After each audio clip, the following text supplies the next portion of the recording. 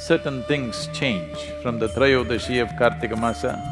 Traditionally, they created a science as to how one should behave. So, the significance of the festival has largely been ignored. It is time to bring this back so that you don't sink down. Do not become susceptible to various negative forces which are always working upon us.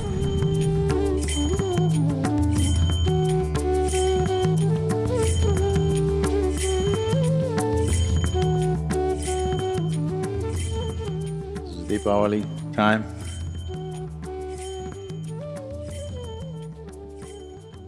What is the significance of this? This is a festival which always comes in the month of Kartika as per the lunar cycles on the 13th day, which is called as Trayodashi. The 13th day of the Kartika month is the festival.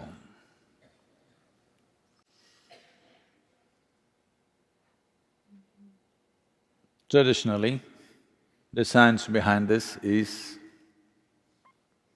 on this day, everybody worships. On the Deepavali day, everybody is supposed to worship Dhanavantari, the deity dedicated to one's health and well-being.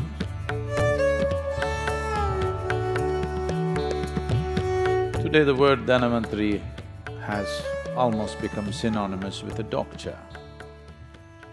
Dhanavantari or the deity Dhanavantari is supposed to be the source of Ayurveda, the science of long and healthy lives.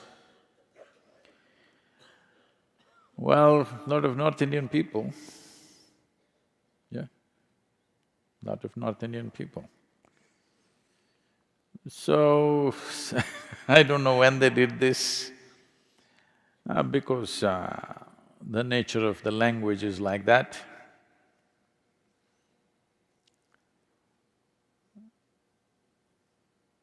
In northern India, most people speak Hindi language and the last syllable, they'll cut it off. If you say Dhyana Lingam, they'll say Dhyana Ling. If you say Shiva, they'll say Shiv. If you say Rama, they'll say Ram. The language has the habit of cutting off the last syllable always, almost everything. Krishna, Krishna.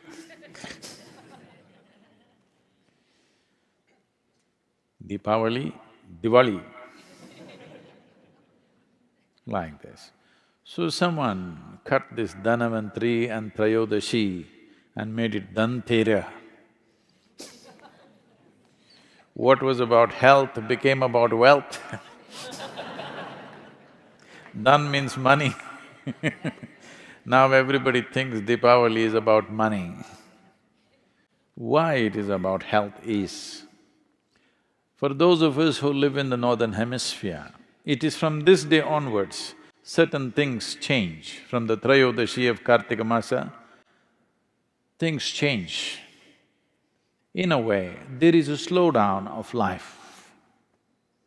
So for the winter months, what you should do with yourself, what time you should wake up, what you should eat, how your food habits should change, how your practices should change, for all this, traditionally they created a science as to how one should behave to pass through winter months without getting sick, without getting depressed, without losing your sense of balance and purpose in life. How to do this? For this, there was an entire science. Lighting of lamps and bursting of crackers was one of those things, so that you don't slip into a slowdown. There is genetically, there is a dimension, the evolutionary memory within us thinks that as winter months come, whether it actually got cold or global warming kept you warm, that's not the point. The changes have happened. The distance between the planet and the way the planet and the sun are positioned has changed. Because of that, slowdown of life happens. If you were a bear I believe you were some time ago. You would be hibernating. So there is a tendency for the body to hibernate.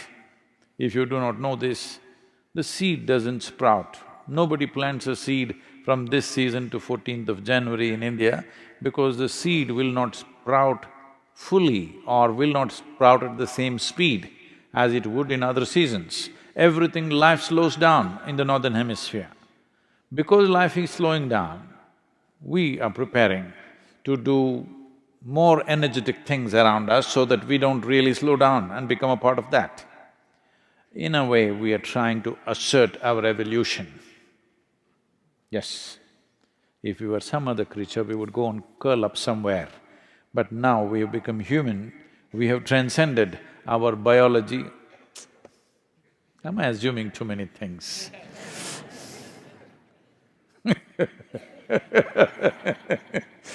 You are supposed to have transcended your biological tendencies. So, to transcend this, there's a whole lot of activity created so that you don't go into a hibernating kind of state. Physically slow down, mentally little bit of depression could easily happen in everybody because the season is like that.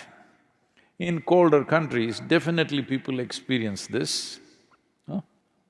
Yes or no? Because things have slowed down within you. In the northern hemisphere, not just you, everything has slowed down because our relationship with the sun has changed, which is the basic source of life. The basic source of energy on this planet is sun. Not because you came up with a solar panel, it's always been so. Now, because the northern hemisphere, its relationship with the sun has changed, you're looking away from the sun. There is a slowdown from this month, the 13th day of this lunar month, which is called as the Kartika Trayodashi. So to make up for this, in India there are various things done. From this month onwards, normally, traditionally, the roles of males and females are interchanged at this time. For example, it is a part of daily activity for a woman, not anymore, in rural India still, that first thing in the morning, she cleans the front of her house and draws some geometrical figures. These geometries, today she knows only one design, unfortunately. She keeps putting the same thing, or she got it painted, or she has a template and she puts it. Otherwise, she is supposed to use rice flour and every day, Monday, Tuesday, like this, every day of the week, she is supposed to draw a specific design, geometric design, to attract a certain kind of energy into her home. If it's a full moon day, a certain kind of design. If it's a new moon day, a certain kind of design. So 28 patterns were there, which people knew on which day what to put. So during these months, it'll become the duty of the men to do this. And this is the only month where men are supposed to go out singing on the street in the morning. Early morning, they're supposed to go singing on the street. Even today, a small number of people are doing this. In rural India to some extent, in urban India, once again a little bit of revival is happening.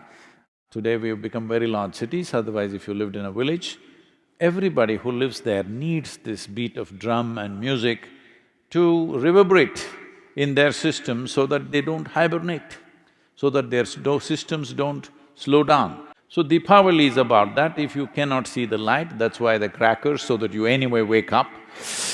At 4:30 in the morning, they will start bursting crackers all over the town so that everybody wakes up and everybody becomes alive.